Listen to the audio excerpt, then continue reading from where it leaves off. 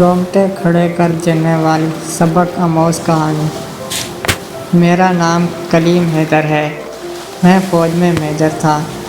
میرا والد صاحب نے میری ماں کو مار مار کر ان کے کندھے کی ہڈی توڑ دی تھی۔ مناسب علاج نہ کروانے کی وجہ سے ہڈی نے خون سپلائی کرنے والی نالیوں کو نقصان پہنچایا تھا۔ خون کی سپلائی بند ہونے کی وجہ سے میری ماں کا بازو بے جان ہو کر سوکھ گیا تھا۔ پھر جب میری ماں کو فالج اٹیک آیا تو میں نے اپنی پوسٹ سے استعفیٰ دے کر ماں کی خدمت کا فیصلہ کیا۔ بیوی کی لاکھ کوششوں کے بعد بھی میرا دل مطمئن نہ ہوا اور میں نے استعفیٰ دے دیا۔ میرا تعلق ضلع ٹوبہ ٹیک سنگھ سے ہے۔ میری ماں کی عمر 13 برس تھی جب میرے نانو کا انتقال ہوا۔ میری نانو کے وفات کے بعد میرے نانا نے میری ماں کی پرورش کا بیڑا اٹھایا، مگر انہیں جلد ہی یقین ہو گیا کہ وہ یا تو میری ماں کو کما کر کھلا سکتے ہیں یا پھر ان کے محافظ بن کر گھر بیٹھ سکتے ہیں۔ لہٰذا جب میری ماں 16 برس کی عمر کو پہنچی تو میری ماں کا نکاح میرے نانا نے اپنے بھتیجے سے کروا دیا، میری ماں کے چچا زاد بھائی سے، یہ سوچتے ہوئے کر دیا کہ گھر کا دیکھا بھالا لڑکا ہے، میری بیٹی کو اچھی طرح سمجھتا ہے، میرا بھتیجا بھی ہے، اس لیے خوش رکھے گا۔ مگر یہ بات میرے نانا کے خام خیال میں بھی ثابت نہ ہوئی۔ میرے نانا میری ماں کی شادی کے بعد 1.5 برس زندہ رہے۔ ان 1.5 برس میں میری ماں 3 بار روٹ کر اپنے باپ کی دہلیز پر آئی۔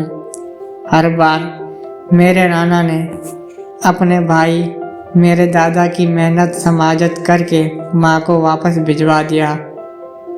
1.5 برس بعد میرے نانا کا انتقال ہوا تو میری ماں بالکل لاوارث ہو گئی۔ میرے ددیال والوں کو کھلی چھوٹ مل گئی۔ اب میرے والد محترم کے ساتھ ساتھ میری دادو اور دونوں پھوپھیاں بھی ماں کو پیٹنے کا کوئی موقع ہاتھ سے نہ جانے دیتی۔ پہلے تک ایک بار میرے والد صاحب نے جمعے کی نماز کے لیے جانا تھا۔ میری ماں کی طبیعت خراب کی وجہ سے ان کے کپڑے استری کر کے نہ رکھ پائی، تو اس بات پر انہوں نے میری ماں کو کپڑے دھونے والے ڈنڈے سے مار کر ان کے کندھے کی ہڈی توڑ دی۔ کندھے کی ہڈی توڑنے کے بعد کسی ڈاکٹر تک کو دکھانے کی زحمت نہ کی گئی، بلکہ الٹا میری ماں درد سے کرراتی تو اسے اور پٹنا چاہتا اور بہانہ خور جیسے الفاظ ذات سے نوازا جاتا، یہاں تک کہ مسلسل حرکت میں رہنے کی وجہ سے ٹوٹی ہوئی ہڈیوں نے انگلیوں اور بازوؤں کو خون سپلائی کرنے والی نالیوں کو بھی کٹ کر دیا۔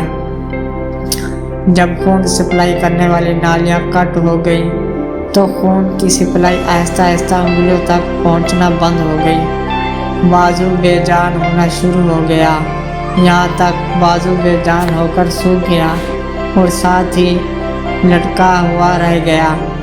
جب میرے ددیال والوں کو یقین ہو گیا کہ میری ماں بالکل مفلوج ہو چکی ہے تو انہوں نے میری ماں پر بد کردار ہونے کا الزام لگا کر اسے طلاق دلوا کر گھر سے نکلوا دیا۔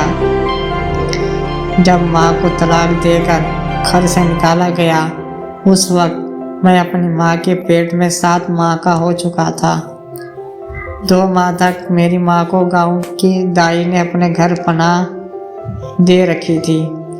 2 ماہ بعد جب میری پیدائش ہوئی تو میرے ددیال والوں کو خطرہ پیدا ہو گیا کہیں میں ان کی جائیداد نہ ہتھیا لوں، اس لیے انہوں نے میری ماں کو دائی کے گھر بلکہ گاؤں سے بھی نکلوا دیا۔ گاؤں سے نکالے جانے کے بعد میری ماں کے پاس اور کوئی ٹھکانہ نہیں تھا، اس لیے میری ماں مجھے کپڑے کی ایک گانٹ میں لپیٹ کر कभी दांतों की मदद से, कभी कंधों से लटका कर टोबा टोक सिंह शहर पहुंची। पहली रात मेरी माँ ने मुझे लेकर एक गोश्त वाले भट्टे की नीचे गुजारी। सारी रात मेरी माँ मुझे गोद में रखकर जागती रही ताकि कोई आवाज़ छुपा ना डाले। वक्त गुजरते ही पहले मेरी माँ फ्रूट की रेहड़ी के आसपास पड़ा गंदा फ्रूट उठाकर अपने पेट भरती, फिर अल्लाह ताला के बनाए निज़ाम के ज़रिए इस खुराक को दूध में बदलकर मेरे लिए खुराक का बंदोबस्त करती है और मेरा पेट भरती है। जब मेरी माँ को बाज़ार में रहते कुछ अरसा गुजरता है तो मकामी दुकानदार मेरी माँ पर एतबार करने लगते हैं। यूँ उन्हें दुकान में सफाई का काम मिल जाता है। दुकान में मुझे उठाकर अपने पीछे झोली नुमा कपड़े में डालकर अपने पीछे लटकाने के बाद सिर्फ एक हाथ से सफाई करना बहुत मुश्किल हो जाता। इसलिए माँ कुछ पैसे जमा करके बुरश, पॉलिश और हथौड़ी, कील, धागा और सुई खरीदने के बाद जूते सिलाई करने का काम शुरू कर देती। मेरी माँ मुझे गोद में लिटाकर एक हाथ और मुंह की मदद से जूते सिलाई करती हैं। कुछ खुदा तरस लोग मेरी माँ के उजरत से ज़्यादा पैसे दिए जाते हैं, जबकि कुछ और उबाश नौजवान जानबूझकर सीवरेज की नाली में जूता गंदा करके मेरी माँ को पॉलिश करने के लिए देते हैं। जब इस जूते का मुंह और कपड़े की मदद से मेरी माँ साफ करती है तो मेरी माँ की बेबसी पर हंसते हैं। खैर, वक्त गुजरता रहा। मैं स्कूल जाने की उम्र को पहुंचता।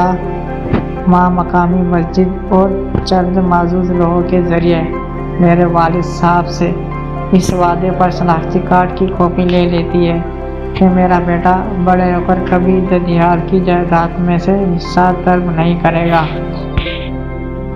शनाख्ती कार्ड की कॉपी मिल जाने पर मेरी माँ मुझे स्कूल दाखिल करवाती है।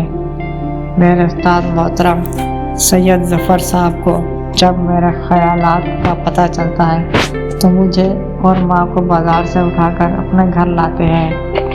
हमें एक अलग कमरा देते हैं और हमारा सारा खर्च बर्दाश्त करते हैं। बदले में मेरी माँ सैयद ज़फ़र शाह के इनकार के बावजूद उनके घर के कामकाज का ज़िम्मा उठा लेती है। मैं पढ़ता रहता हूँ यहाँ तक कि उस्ताद मोहतरम मेरे लिए आर्मी में बतौर सेकेंड लेफ्टिनेंट अप्लाई करते हैं। मैं सेलेक्ट हो जाता हूँ और मेरा शुमार टॉप 10 की कंडीशन में होता है। मैं कोर्स मुकम्मल करता हूँ और मेरी माँ शादी उस्ताद मोहतरम की बेटी से कर देती है। जब मैं बतौर कैप्टन इंटेलिजेंस की एक मिशन पर होता हूँ तो हार्ट अटैक से मेरे उस्ताद मोहतरम ससुर सैयद ज़फ़र साहब इंतकाल कर जाते हैं।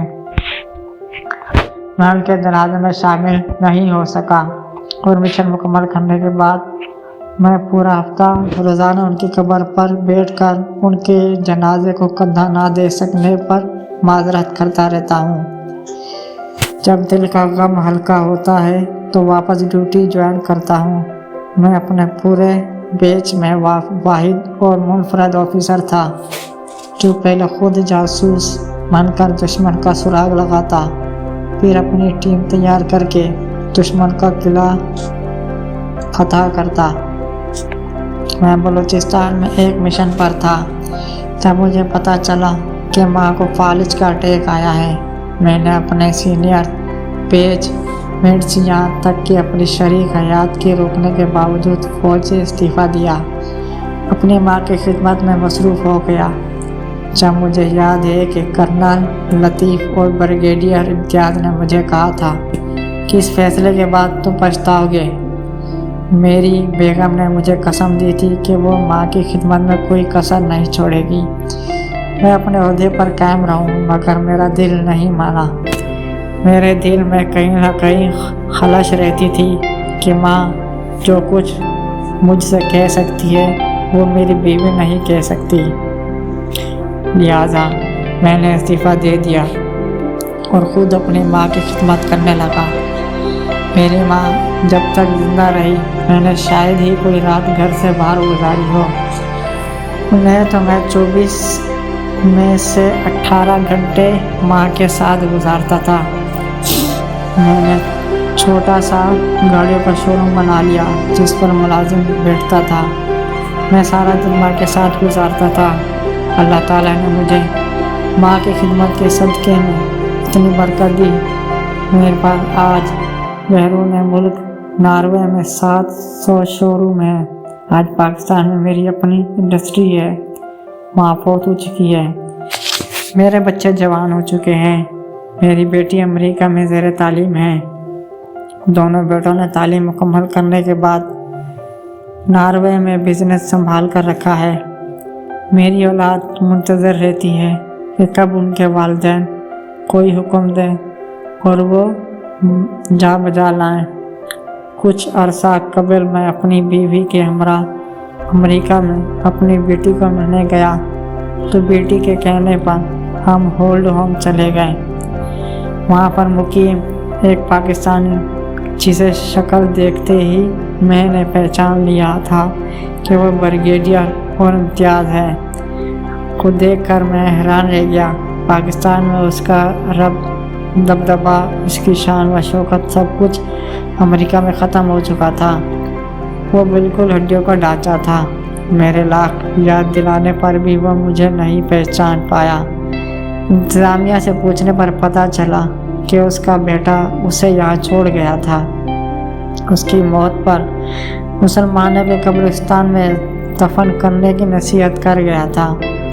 ہولڈ ہوم سے واپسی پر میں تھک کر اپنی رہائش پر پہنچا تو میری بیٹی اور بیوی نے مجھے دبانا اور میرا مساج کرنا شروع کر دیا تھا۔